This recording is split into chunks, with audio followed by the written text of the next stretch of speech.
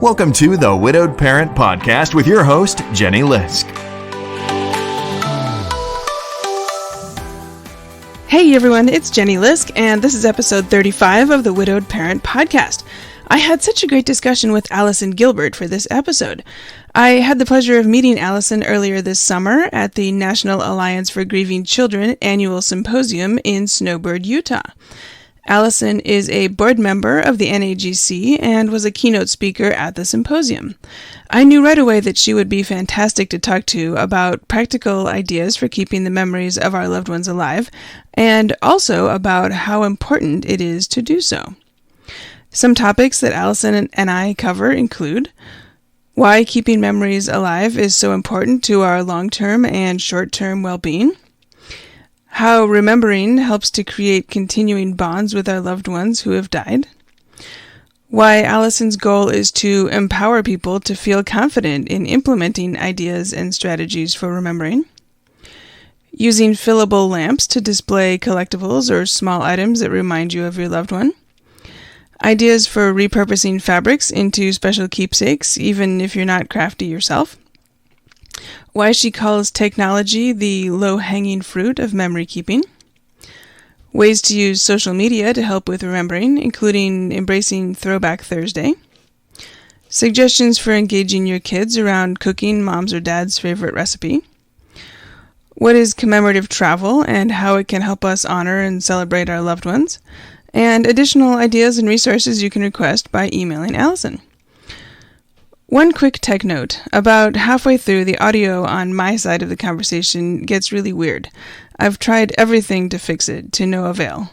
I recently upgraded to a fancy new microphone that really should not have these issues, so it appears I have some troubleshooting to do. I do apologize in advance for the rough audio in some places. Allison sounds great on her end of the line, and that's really the most important part. I hope you enjoy my discussion with Allison Gilbert. My guest today is Allison Gilbert, who's joining us from her office overlooking the Hudson River just outside New York. Allison is an Emmy Award-winning journalist and a best-selling author, speaker, and workshop leader on the topics of grief and resilience. She's written 3 books on grief and loss, including Past and Present, Parentless Parents, and Always Too Soon. Allison also has a popular grief and resilience blog where she features Q&As with some of the most notable names in our culture today, including Arianna Huffington, Jon Stewart, and Gretchen Rubin. She serves on the board of directors of the National Alliance for Grieving Children and the advisory board for TAPS, the Tragedy Assistance Program for Survivors. Allison started her career in TV news, covering most every major news story in the last 20 years, including 9/11, when she was on the job and nearly killed by falling debris. She's the official narrator of the National September 11 Memorial and Museum Corps Historical Exhibition audio tour, and her voice is introduced by Robert De Niro on the museum's Witnessing History Tour. And so I'm especially pleased to bring you our discussion today, September 11th, 2019, which is, of course, the 18th anniversary of 9/11. So, Allison, welcome to the show. Thank you. It's hard to believe it's been 18 years. I know, right? I was actually living in New York, or just outside New York at the time, so it seems like just the other day. Yeah, it really...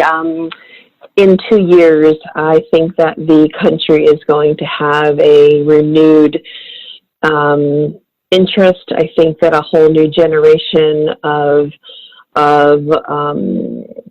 individuals here and abroad are going to come to know what this tragedy has meant for so many. It'll just be a very important milestone.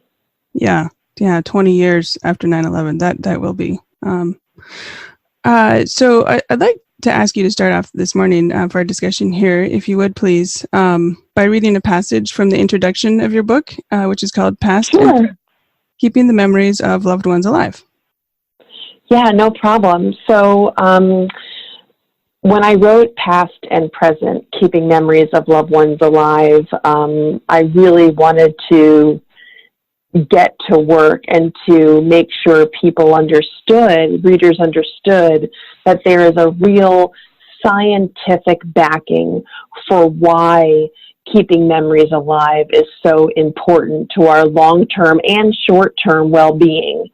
So I really wanted to give some kind of substance and gravitas to why, and before I get into the how to remember, but why it's so important. So I just wanted to set up that part, if you don't mind, Jenny, in just that little way. Yeah, for sure. So here is part of the introduction to past and present keeping memories of loved ones alive. When someone we love dies, we usually benefit from being passive recipients of support. Between the rituals of burial and the recitation of certain prayers, between the wakes and Shiva calls, the bereaved and those who console them know their role and take their place. But consider the vacuum that happens later. I've never met anyone who's completely stopped thinking about the person he or she loved. Our memories flood in and out and wash over us at anticipated and unexpected times. Yet, for the most part, a year after, 5 years later, 15, the outreach that once provided so much comfort is mostly gone. When it comes to keeping the memory of our loved ones alive, that work is up to us. Okay, fantastic. Thank you. And I love that you start right out. I think it's the very first sentence. You say, this book is not about sadness and grieving. These pages are about happiness and remembering. I think that you have to honor the sadness first. Mm-hmm. You have to make sure that you have acknowledged, accepted, and come to a little bit of terms with the finality and the pain of what you've just been through. Mm-hmm. Then you are ready to shift, move forward, and launch into what will be the new state for the rest of your life, which is to embrace, in my words, the word and, A-N-D. You can have this incredible relationship that was. You can be sad and you can grieve, and you can move forward, keep their memory alive, and embrace what is to be going forward. But it doesn't have to be either or. Mm-hmm. I think the critical word is and, A-N-D, and that's why I called the book Past and Present. And past is a play on words, right? It's past as in P-A-S-S-E-D, passed away, so to speak. So past and present. And the and is there deliberately. I really do feel that there can be this partnership between these two extremes. Yeah. Okay. Thank you for expanding on that. And I wanted to, I guess it circles back to what you were mentioning in the beginning, but I know you've talked a little bit about William Worden and his tasks of mourning. Can you tell us a little bit about why remembering is such a critical task of mourning? Yeah, well, J. William Worden is somewhat of a hero of many of us in this space. If you don't know his name, I promise you it'll be well worth your while to do a quick Google search. The first initial is J period, William Worden. And he has really been this incredible light in terms of putting words to what we now all know is completely the case, which is in order to be fully, this is a very scientific way of explaining it, but in order to be fully, quote unquote, resolved in your grief, that doesn't mean you're not sad anymore. It just means to be fully resolved in your grief, one must keep memories alive. And if you don't keep memories alive, you are actually inhibiting your growth and your ability to keep these connections close. You know, there's something else that many grief experts point to, and that's continuing bonds. How do you continue? How do you maintain? How do you ensure that there's longevity to those relationships that are so important to you? And so I really, to go back to J. William Worden, this task of mourning, one of the key pieces, one of the 4 tasks is remembering, is keeping the memories of our loved ones alive. Okay, so with that as background, then let's jump into sharing some ideas here. And I'm, of course, my audience, I'm thinking especially in terms of widowed parents, keeping the memories alive for themselves and especially for their children, and helping them remember that deceased parent. Some of whom, the kids might have been very, very young and might not remember anything about them. Some, maybe the kids were older. And I think you have 85 different ideas in your book, and you've got them broken down in different categories. So let's just start right off with a few here that I thought were really cool. The first chapter you call Repurpose with Purpose. What are some clever projects you've seen with repurposing various fabrics and clothing items into new items that could help kids and families remember?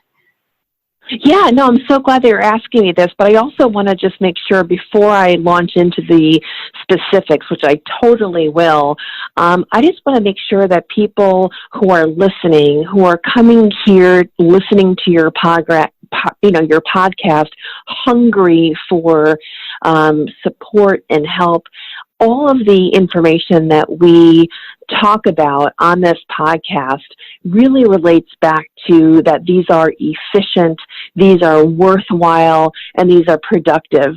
Sometimes even the most well-meaning friends and family say, it's time. It's time to move on. Don't keep that. Give that away. Move on. Stop telling stories. Don't bring up his name. I think it's time to forget about her and move on and start dating. These are people who are well-meaning, but my goal with past and present, keeping memories of loved ones alive in providing these 85 concrete opportunities and strategies for remembering is to actually give you permission and the freedom and the kind of gravitas that it takes to say, you know what? This is actually good for me. This is something that will help my children move forward. And so I just want to make sure that there's this empowerment piece to this podcast today, that you're taking what J. William Worden says and all these other incredible grief experts, and you're actually merging that into these 85 ideas to give you permission to do these ideas with confidence and to know that you're not doing damage to yourself by remembering. You're not hurting your children. You're not prohibiting them from moving forward. You're actually paving the way. So I just wanted to make sure that your listeners really, really understood that's where I'm coming from. I'm coming from this happy place where you can really live and move forward, but with the memories of your spouse. Yeah. Okay. Thank you for expanding on that, because I think that's such an important point, and it is hard to know sometimes. If I keep this item, this shirt, this, I don't know, whatever, is that helping me or my children move forward, or is that helping me and my children, or keeping us, I don't know, back, for lack of a better word, or stalling or whatever? Exactly. So I just wanted to at least tee up a little bit about, you know what, accept these ideas. Take the ones that resonate with you, discard the ones that don't. There are 85, like we had talked about, and all of them are really stones to put in your path, almost like creating a beautiful road for you to walk down by yourself with your children to help ensure that their mothers, their father's legacy will continue to be vital to them as they get older. So I just wanted to couch this conversation in that, and I hope it gives people the ability to kind of stand up a little bit taller, so to speak. Yeah. Okay, good. Thank you. Yeah. So one of the incredible ideas that I talk about in Repurpose with Purpose are the ideas of these fillable lamps for your living room or your bedroom or for your child's room. And what I mean by this is the following. So many times after the loss of a loved one, there are so many small collectibles or tchotchkes or things that we just don't know what to do with. As an example, let's say your husband was really into playing cards and you have a bunch of, he had, lots of what's the plural of dice? Die? Lots of dice? I don't know. I guess maybe your readers can, your listeners can help me. Let's say you have a lot of dice, or let's say we have, there was your spouse was a great tailor, and she really used to sew a ton of things, and you have lots of spools of thread, let's say. I mean, it could be anything. You can take a lamp base that are actually hollowed out and, see-through. They're translucent. And you can turn them upside down and fill them with something that was actually meaningful to your loved one. And that's a beautiful thing to have as a conversation piece in a living room or a bedroom. If you don't know what to do with little collectibles and otherwise they'll just be in the attic or the basement or a junk drawer, this is to me a way of actually literally shining light on the objects that really remind you in a positive way of the activities or the hobbies that your loved one did. Yeah, I love that idea. And when I read that, I thought, well, gosh, I wonder if it's hard to get a fillable lamp. I've never heard of such a thing. But I went to Amazon and I just typed in fillable lamp and lots of choices came up. So I thought this was really cool and really a very accessible project for people to do. Oh, my gosh. I totally. And you know what? They're actually pretty inexpensive. I'm sure you saw that too. And so, and they're modern or they're more old-fashioned looking. You can really get it so it matches the decor of your actual space. Yeah. But I think one of the great upsides of it is that it elevates something or some things, if it's a collection, that might otherwise either A, be discarded, or B, underappreciated. If it's underappreciated, it can't be something that brings you joy, right? And so you want this to be something that is perhaps out of context. People will say, what is that, when you have company? And it cracks open this opportunity to talk about your husband. It cracks open this moment where you can talk about your wife. And I think that's so important.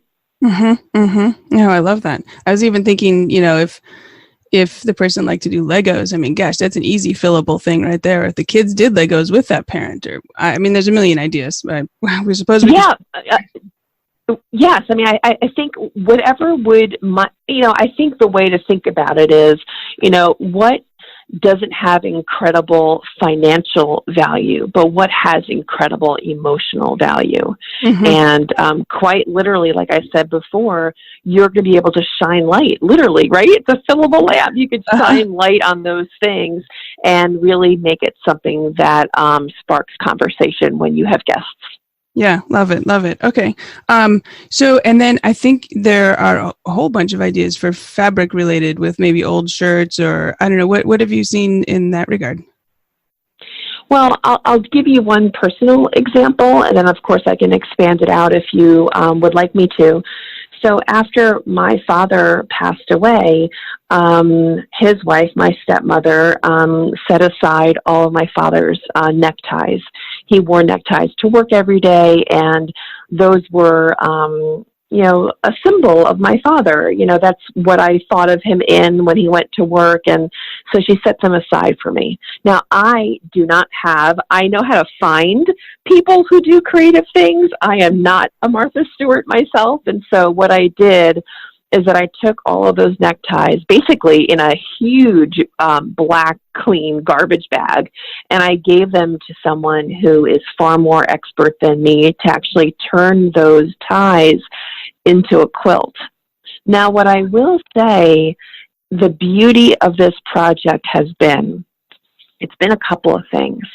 One is that for my stepmother, my father's wife, to see those pieces of clothing that also meant something to her not be tossed aside or donated, but to actually be used in a way that could keep his memory alive was deeply meaningful to her. But more so now, this goes to your listeners who are also now parents.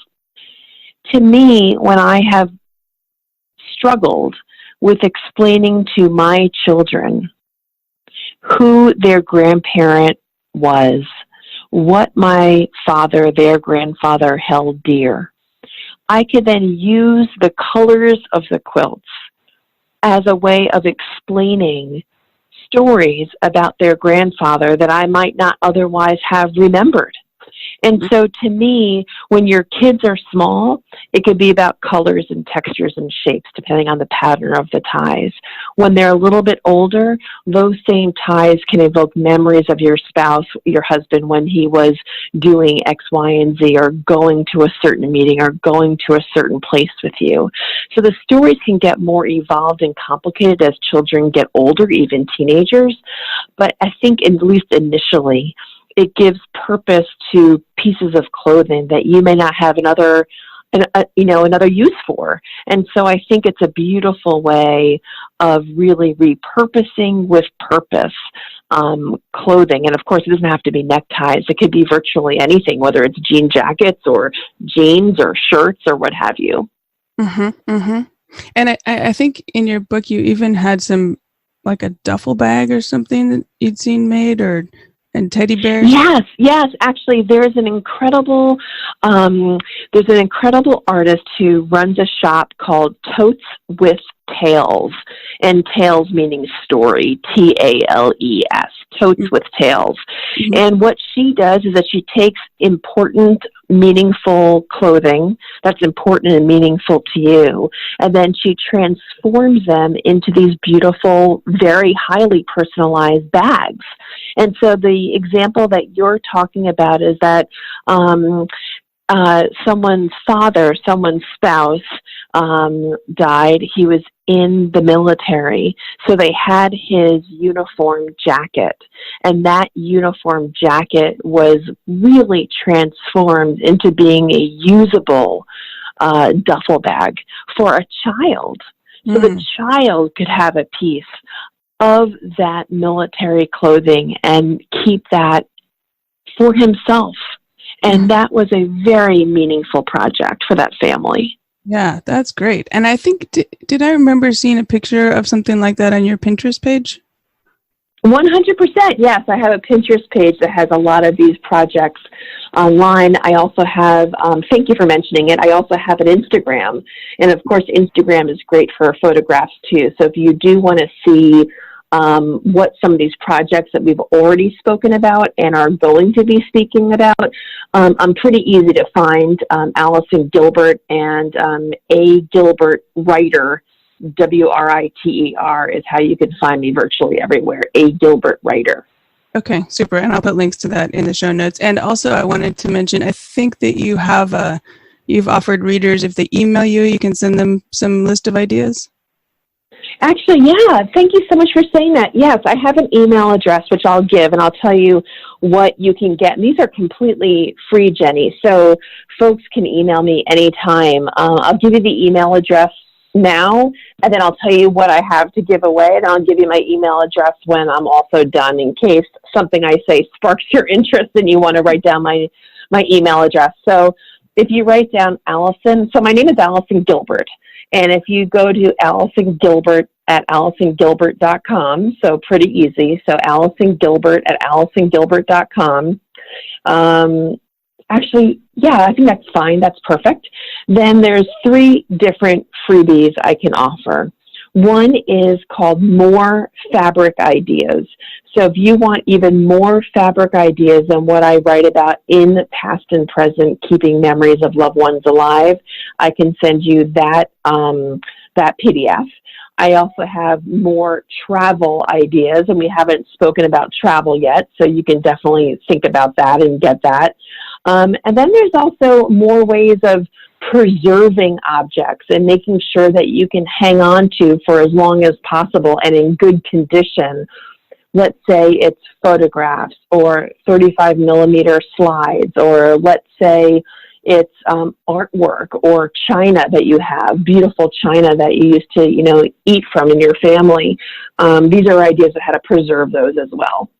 Okay, fantastic. Good, thank you. And I'll put your email in the show notes too. So if people didn't catch it, they can always go there to find it. Sure. So let's talk a little bit about chapter 2. I love this chapter. It's about using technology as a memory device, for lack of a better word. But let me ask you first. You say that technology is the low-hanging fruit of memory keeping. Can you talk about that a little bit? Yeah, I think it's true. I think that we are all on our laptops. We are all on our desktop computers when we go to work or we're at school. We all have our, iPhones or Androids in our pockets. We are a technology savvy culture. Even more importantly, in terms of making sure that our children have a relationship to those who have passed away, they are technology driven as a demographic, right? I mean, I have two teenagers. They're on their phones. They use them for school. It's something that they have to take advantage of in order to do well in class, right? It's required of them. So we're all online. And so to make keeping memories of loved ones alive part of that and that we were talking about when we were first getting on this podcast today, to incorporate the and means that it has to be somehow integrated with your life. It's not, remembering is not something that you can only do by setting aside time once a year around the holidays. It can be and it can be all the time. And how better to make it universal and easy than to take advantage of your laptop, of Facebook, of Instagram, of your phone, of Photoshop. There are so many things that we can do that are easy and meaningful and not have to go really out of our way to do them. Yeah. Okay, cool. So you've got one called Invite Comments on Social Media. So what's that one about? So I really like this one. So we forget sometimes what the social in social media really means, right? It's not just post a picture, look at me, aren't I great, and then see how many likes you get. What social media can do, I think, in this regard is that, let's say, for example, you have an anniversary coming up of your loved one's passing. And I'll take my father as an example. So he died a few days after September 11th, on September 14th, unrelated to 9/11. And so on that day, that's a day that's mostly invisible to my friends. They don't necessarily remember that my father's death anniversary is September 14th, but of course it's something that I can't forget. So what do I do to be able to get support on that day? I can post on social media, let's say on Facebook, a picture of my father. And I can remind people that today is the anniversary of my father's death. And then here's what else you can do if you're listening. Don't just say it. Invite people to join you. For example, on the anniversary of my father's death, I may tag my friends and family who knew my dad. I might tag my father's friends, and I'll invite them with my status update to say, hey, today's the anniversary of his death. Can you post a story about my father that you want me to know? Can you post any photographs that you may have of my dad that I may not have seen?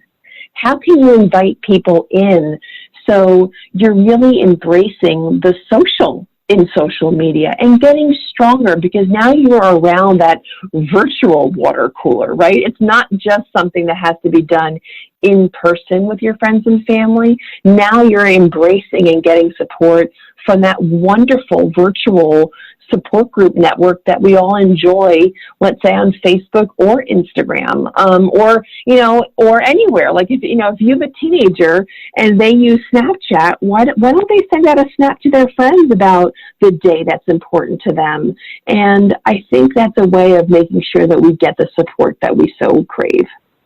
Yeah. Okay. I love that. And I'm also thinking that if your kids are old enough to be on social media, and if you've posted on Facebook, started this kind of thread, then maybe they can read it too and get some additional, insights or memories or whatever about their parent that they lost. You know what? I think that's actually a really important point, Jenny, and I want to just expand upon that. You know, sometimes as our kids grow, they don't want to be lectured to. They kind of roll their eyes potentially when we, you know, maybe tell the umpteenth time a certain story about our spouse who passed away, about their dad or about their mom. They just kind of want to have more separation than you telling them directly. And so what I think Facebook does, what I think social media does, it allows our children to see and read in private what we say. And so they're not being observed, hearing what we have to say about our husband or our wife. They can process those emotions in private. So by posting something that you know your children will see, you're giving them the ultimate gift, which is information, but they can also process it behind their own closed doors, so to speak, where they can maybe, you know, be more honest with themselves about how that makes them feel. Mm-hmm. Mm-hmm. Yeah, okay, good. Thank you for expanding on that. I think with teenagers, that's especially a good, approach or tactic or something. Yeah. I think it's really important. And plus you can, I mean, if you and your children follow each other on social media, if they're in middle school or high school or even, you know, just starting out in college or what have you, by tagging them too, you don't even have to mention them by name. Just write whatever you're going to write, but then just tag them. It really gives them this permission to be included, and they can then choose to either let it go by in their feed, acknowledge it, or not. Mm-hmm, mm-hmm. Yeah, okay. And so sticking with the social media theme here, it may be a different flavor of this, but you've got one that you call Embrace Throwback Thursday. Do you have some idea? For sure. I mean, we all know Throwback Thursday or Way Back Wednesday or any of these things. And I think that if we want to do something on social media and give ourselves the excuse, the permission to put up a photograph that kind of brings us joy or makes us reflect or reminds us of our loved one, you know, this is one of those acceptable ways. If you think that you have friends and family, we said before, not everyone is comfortable with us talking about our deceased husbands or our deceased spouses. If you want to have that social framework where perhaps it's more permissible, so to speak, if you feel like you need that permission, then I think using Throwback Thursday or hashtag TBT, you know, which people do, why not use that day to give you the capacity to have that sense that, you know what, today's a day. I'm going to post something today that's meaningful to me. And again, I would go back to the idea that we talked about before, which is idea number, 27 in past and present, which is to invite comments. So not just post on Throwback Thursday, but then to amplify that, invite people to post their throwback comments about your spouse. Mm-hmm. And so the other thing, in addition to everything you just said about Throwback Thursday, what popped into my head about what it was, it would prompt me, remind me, it would give me something, instead of like, oh yeah, I should post something. It's not like, no, every Thursday or the first Thursday of every month, I'm going to post something. And then it would give me the structure to remember to do those things. Yeah, I think that's a great idea, or that could give some people pause, right? Some people feel like something that requires them to do something on a habitual, religious, constant basis feels somehow unnerving and lots of pressure. Mm-hmm. I would say remove all pressure. Do this as a habit if that brings you joy. Do this once a year if that's all you want to do, or do it, whenever it comes to mind. I don't think it has to be done in any specific regularity, especially if that gives you a little bit of anxiety, right? That may feel like a too tall of a task. Sure. Yeah. Okay. This one actually is a little bit crafty again, but you've got one called Transforming Their Handwriting into Jewelry. What's that one?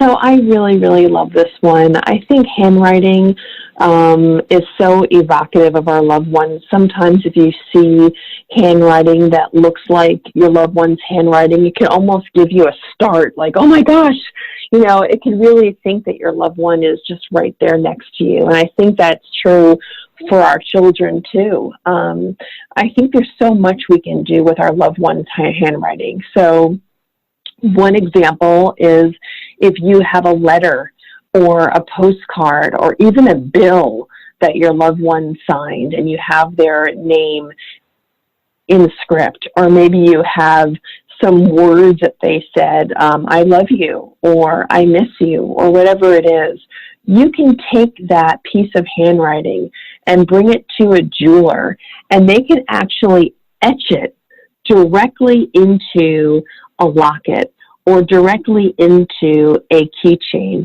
or directly onto a pair of cufflinks, which I think would make for a great high school graduation gift or a college graduation gift for a child. Any of these can really be something that can keep a loved one especially close.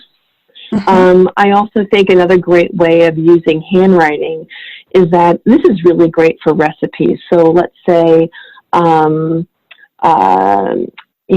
dad wants his kids to remember a certain recipe that their mom used to make, or maybe it's you, Jenny, who wants to remember something that your husband used to make. I think that if there's a handwritten recipe that you have, there are these wonderful potters around the country. I know one in particular is up in Wisconsin, and we can talk about if people want specific names and resources. For sure, we can talk about that. You can literally scan the image of your loved one's handwriting. You never have to meet this potter ever in person. The craftsman gets it. She then transfers that image onto a beautiful bowl or a platter or a plate. And that way you can have this, enduring way of looking at this loved one's handwriting.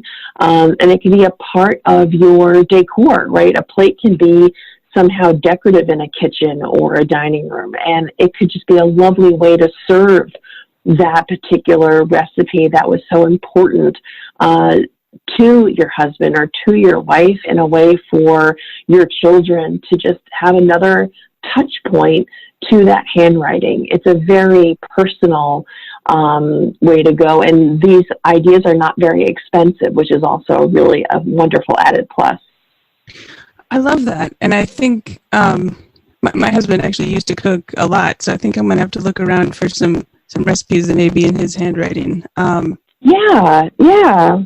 One of the things I love about your book, in addition to giving these different ideas, most of the ideas have a footnote or something that says, here's where you can find the artist that I used to do this project, or here's the association for whatever, where you can look for an artist in your area. I think that's really, really helpful. Well, you know what? I really wanted to do that because, as I said before, which is a complete, unobvious thing about this book, is that I am not the one who actually can execute many of these ideas.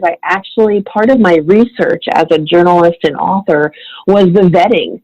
Which artists, which opportunity were the best, which ones were the highest quality, which ones delivered exactly what they said they were going to do, if not more, if not better. And so I really felt that it would be frustrating as a reader of this book not to be able to execute easily the ideas that I offer. And so I really wanted to make sure I gave, in every example, wherever it was appropriate, the websites, the email addresses, how to get in touch with these amazing, amazing people who can really make your ideas happen, right? You can have a partner to make it easier for you. This is not something to endure on your own and to make it a burden.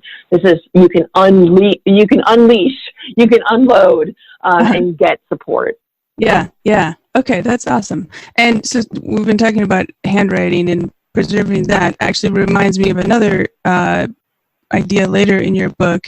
I think you call it Get Inked, which could maybe handwriting or not, but can you tell us about that one a little bit?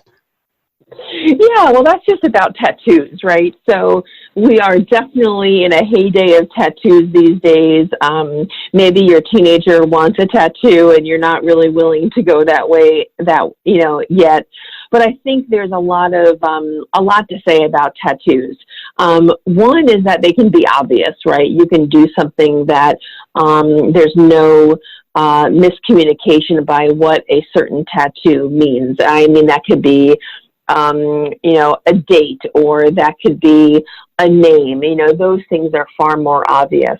But there could be something that's less obvious that you want to have hidden, right? So you can have a tattoo that's obvious and on your arm that everyone sees, or on your ankle that more people see. Or you can do something that's really just for you and more private. And maybe your son or your daughter enjoy playing baseball with their mom or dad, or maybe your son and daughter used to enjoy going for walks in nature with their mom or their dad. If you're open to it, there could always be a tattoo that is something that is almost like a badge of courage that gives them this hidden, private resource of energy and connection. And that could be maybe a little butterfly that's somewhere where nobody else can see. Maybe it's on the small of their back, or maybe it's on, now I'm not advocating doing this for everyone, but if that's something that you think would then be a source of power for your child, and it's something that they have come to you that they want, perhaps look at it from that perspective. What can be a hidden reservoir of strength for them in a way that can make you feel comfortable? If they enjoy nature walks, then maybe it's a little teeny tiny butterfly. It could be something else. Maybe you hiked a mountain together, and it could be a little picture of a mountain. Things that are held underneath our clothes, underneath our jackets, where no one knows that it's there except us, can be incredibly powerful tethers. Yeah. Okay. Right. And I think in your book, it was interesting to me, you talked about there's some historical context for grief and tattoos and things like that. So if people are interested, I'd encourage them to, I thought it was an interesting piece of research you did there. But yeah, you know what? We talked about it before, that I really wanted to make sure that people who read Past and Present, who read the book, know that there's some science behind all of these ideas. Like, what does it do for you to have this tattoo? And you're right, it goes back. This is a wonderful field of study that goes back so many tens of thousands of years. And so that can also give parents a little bit of clarity about why they may or may not want to have their teenager move forward, or their young adult move forward with a tattoo. And those are private tattoos. But there's one thing I will say about more public-facing tattoos, is that for folks who don't generally want to talk about their loved one, this invites conversation. And it could just be a way of making opportunities to say the name of your loved one out loud. Mm-hmm. Because you're inviting people in. And that's a gift. Yeah. Before we run out of time here, there's a couple more I want to make sure that we get to. One of them actually goes back to the cooking thing we were talking about before, but let's say mom or dad, who's now deceased, had a favorite dish. Let's say dad used to make pancakes every Saturday morning for the family. And let's say mom wants to use that now as kind of a vehicle for remembering or prompting discussion or whatever. Are there some things you could do besides just making pancakes and saying, hey, here's dad's pancakes? Like, how can you make that a more engaging experience? Well, I'm going to tell you a story that really answers your question. And then, of course, you can use this. You can replace my example with pancakes or lasagna or latkes or bialys or, any sort of food that you want, Christmas cakes or what have you. When my mother passed away, she left behind a recipe card, and it was for an awful, awful dessert that she used to make that she called fruit platter pie.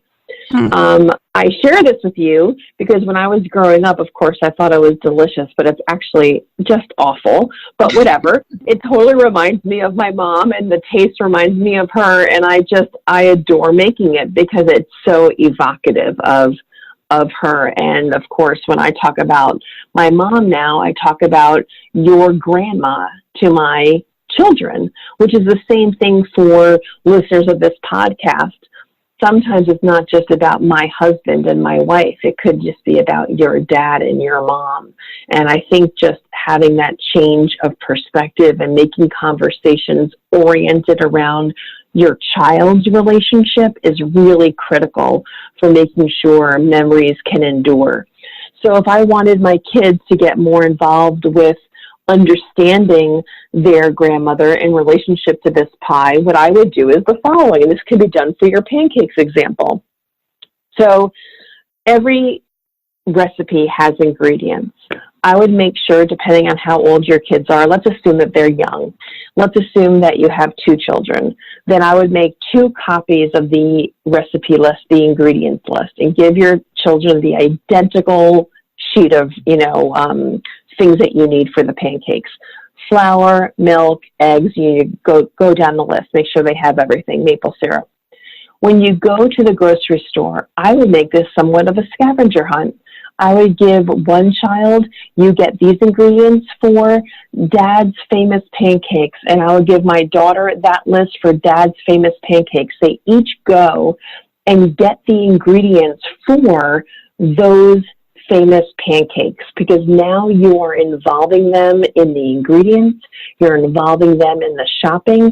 Kids learn by doing, and so by having them involved with the preparation for it, now they are going to internalize what makes Dad's special pancakes so very special.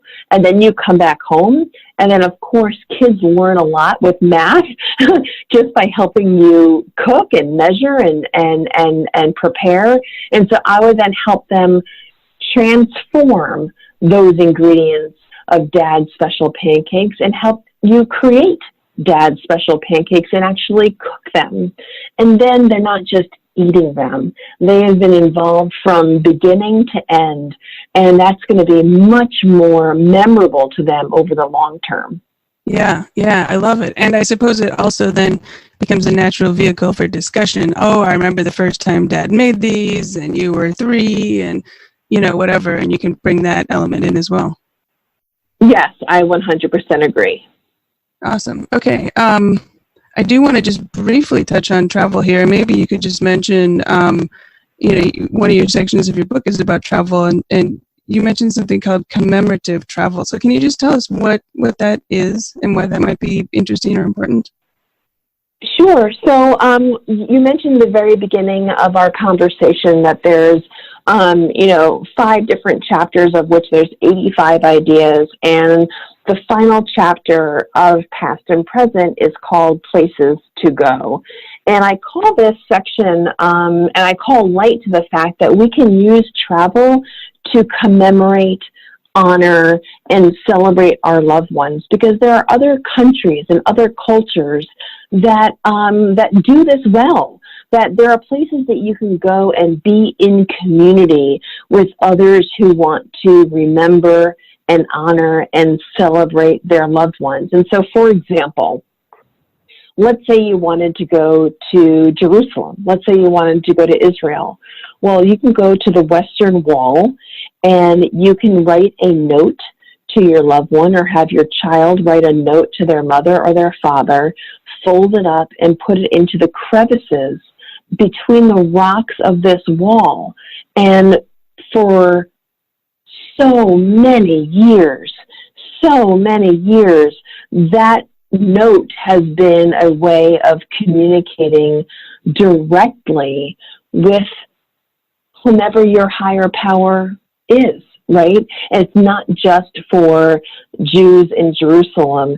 It's for visitors of all stripes who come. In fact, so many people of all walks of life have been to the Western Wall to put notes in the wall. It's been, Presidents Obama and Bill Clinton and George Bush. It's been Madonna and, Ashton Kutcher and Rihanna. It's been Pope Francis. I mean, this is all different walks of life. And I think it's a really wonderful way of making a family vacation into something that has a layer of meaning and connection to the father or the mom who has passed away. Yeah. Okay. Love it. I hadn't heard of the Western Wall until I heard about it from you. So that's really cool. Yeah, it's great. In fact, I mean, what the Western Wall is, if people just want a little bit of context, about more than 1 million notes are placed in these cracks and crevices every single year. I mean, these are prayers that you can do for yourself, for others. It's one of the most important cultural sites in the entire world. And tourists of every nationality, of every faith, go to the wall. It's literally a wall. And you write a prayer on a piece of paper and you tuck it between the wall's stones. And it is a remarkable opportunity. Yeah. Fantastic. I'll look for a link or something to put in the show notes with more information about that too, just if people want to learn about it. Sure. I also will put a link. You've got a great article that you wrote for Oprah's magazine. It's called Why Looking at a Photo Can Ease Loneliness and Grief. And you talk about nostalgia and how that's helpful. And I think it kind of circles back to some of what you were saying in the beginning about remembering and how important this is in the context of grieving. So I'll be sure and put a link to that as well. Yeah, I think the full title is called, if people want to Google, it's called The Reflection Effect, and it's in the Oprah magazine. Okay, maybe I just had the subtitle part of it. Yeah, it's all right, no worries. Okay, so just one last question here for you then. If you could say one thing to widowed parents about keeping memories alive for their kids and with their kids, what would you say to them? I would say nothing ever has to happen all at once. I would say take the pressure off. You can do some things now and some things later, some things when your children are young and some things when they're older, some things when they reach graduation, some things when they reach other milestones, still other things when they get married and have kids of their own. I think this is an opportunity that keeps presenting itself. And so I would say the one thing I would say to widowed parents, and I really hope everyone truly hears this, none of these ideas that we've been talking about today with Jenny, none of the ideas that I write about in my book, Past and Present, Keeping Memories of Loved Ones Alive, have to be done on any timetable. You do it when you're ready, and you do it when your kids are going to be open. And that could change day to day, month to month, year to year. And I would just say these ideas are there for you when it's a good time. And they never have to be an intrusion. They can just be opportunities. Yeah. Okay. Thank you. I think that's a great place to end. So my guest today is Allison Gilbert, who is an Emmy award-winning journalist and the official narrator of the audio tour at the September 11th Memorial and Museum. And most importantly for our purposes today is the author of 3 books on grief, including Past and Present, Keeping the Memories of Loved Ones Alive. So Allison, where can listeners find you if they'd like to learn more about your work? Oh my gosh, I would love that. Please do email me. So it's Allison@AllisonGilbert.com. And again, you can get those free extra guides just by emailing me, and I would love to send them to you. Again, there is a freebie about how to do more projects with your loved one's fabrics. We can talk about more travel ideas in these free guides, and also there's some other goodies too. So just let me know that you heard me on Jenny's amazing podcast, and I would love to send them to you. We also didn't get a chance to talk about the Memory Bash, which is a memory party.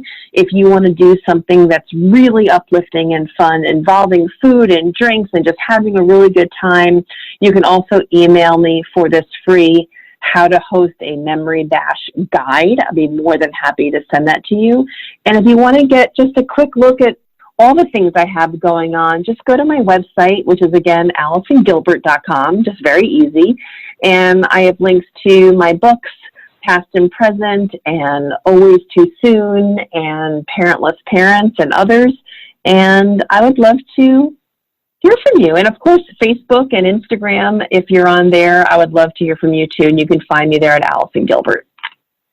Fantastic. And I'll put all those links in the show notes, of course. So, Allison, thank you so much for speaking with me today. So much fun, Jenny. Thank you so much. I hope you enjoyed my interview with Allison Gilbert as much as I did. You can find show notes and all the links at widowedparentpodcast.com. Look for episode 35. And hey, a special shout out to my listeners in the UK, Australia, and Canada. It's no surprise that the largest number of my listeners are in the US, since that's where I am. But I've got a good number of listeners in those three countries too, which is fantastic. And if you're in the UK or Australia or Canada, please do write to me at jenny@jennylisk.com and let me know what questions you have or what topics I can go out and look for guests to address.